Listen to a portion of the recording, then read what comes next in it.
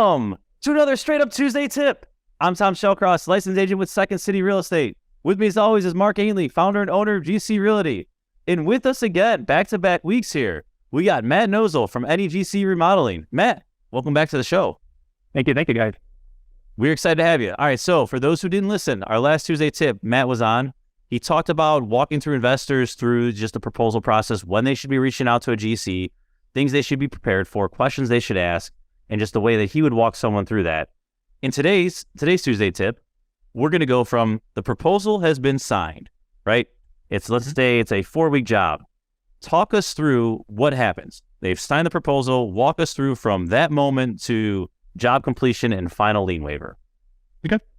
Perfect. Ball's in your court. I've just signed a proposal with you, Matt. What happens next? All right. First, I thank you. Thank you for the business. Thank you for choosing us. Much appreciated.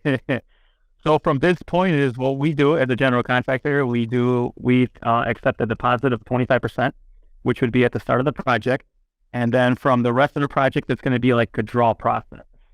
So what we like to do is we'll do draws through this, depending on what aspects of completion or the percentages of completion is what we'll ask for. So once you sign it, then we'll start, if it's a 4-week project, we'll get our demo team. Once our demo team is complete, that's when we'll start either if it's ordered a kitchen cabinet, get the materials there, whatever we needed.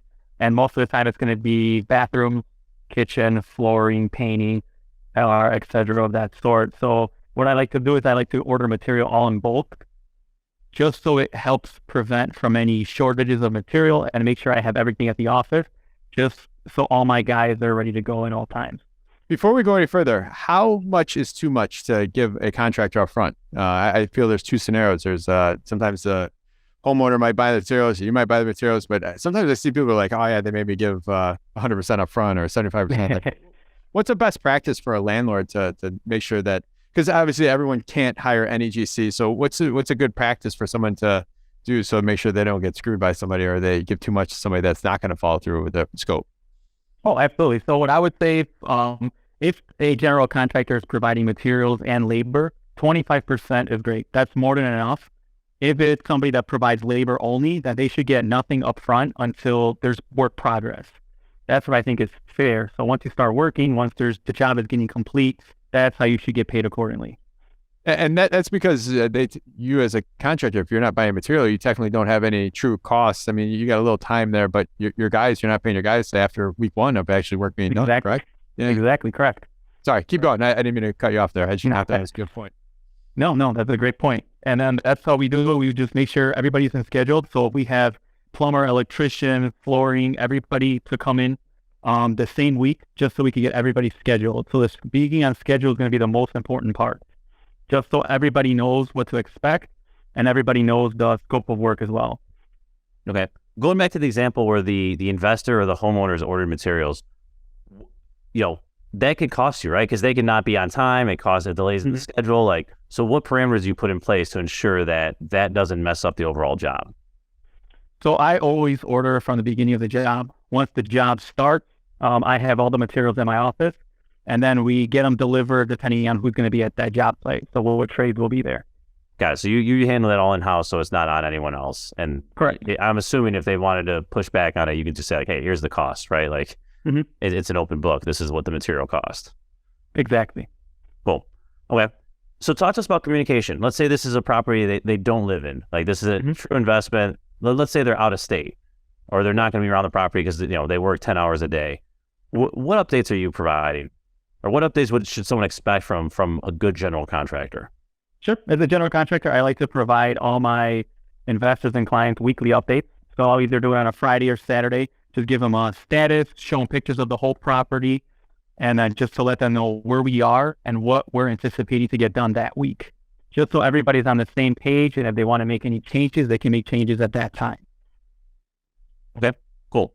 So what are some surprises then that come up in these cosmetic rehabs? Again, let's say it's a 4-week job like that, you're demoing, you're doing kitchens, baths, what are some things that, out of your control, out of the investor's control that, those uncomfortable conversations of, hey, we found X? Yeah. So the biggest thing is always plumbing. Plumbing, once you open up a bathroom, you start touching old plumbing, that's when you start having problems. So it's either the galvanized piping won't have enough pressure, and now we have to change it out to copper, or the drains don't, the drains are clogged. Once you start moving those old rusty pipes, it gets clogged, and now the water won't go through. So now we have to redo the drain. Mm-hmm. And what do you do like on the front end to prepare someone for that?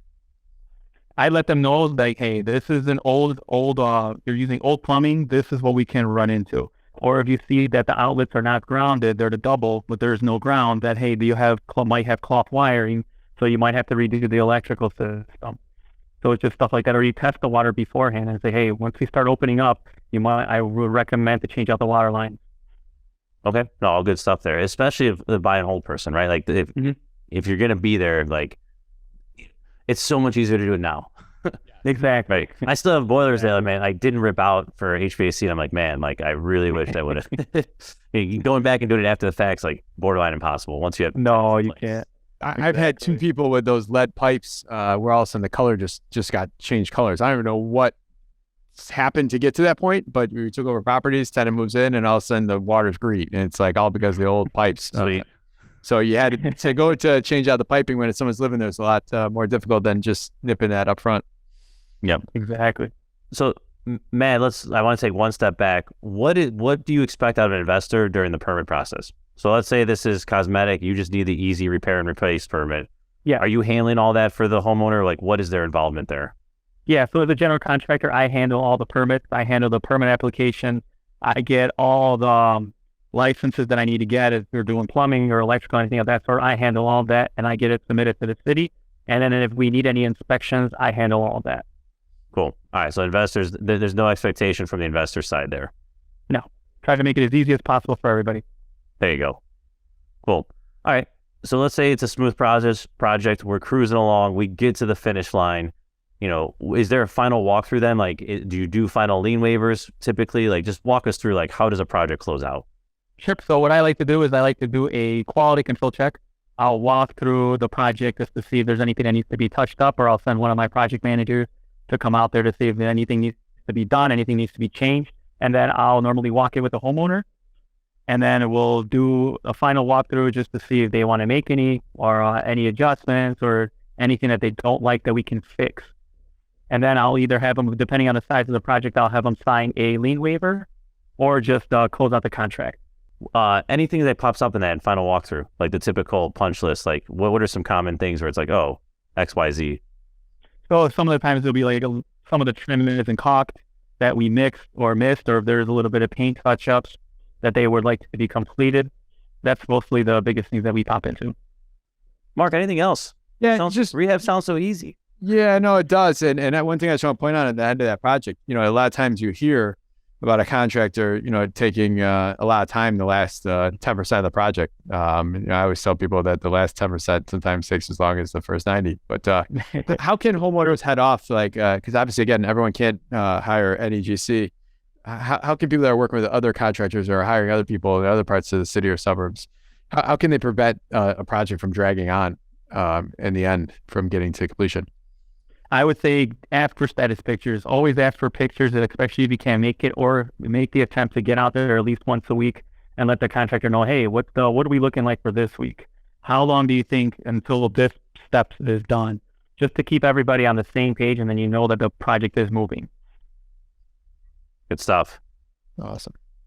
Mark, let's do our Chicago Fact. Who are we playing for? All right. Chicago Fact brought to you by Remodel Financial. Today we're playing for Beth Martin out of Schaumburg, who bought a t-shirt in December. So that sounds cold when saying that. But thank you, Beth. And if we get this Chicago Fact right, me or Matt, then you'll get a $50 gift card.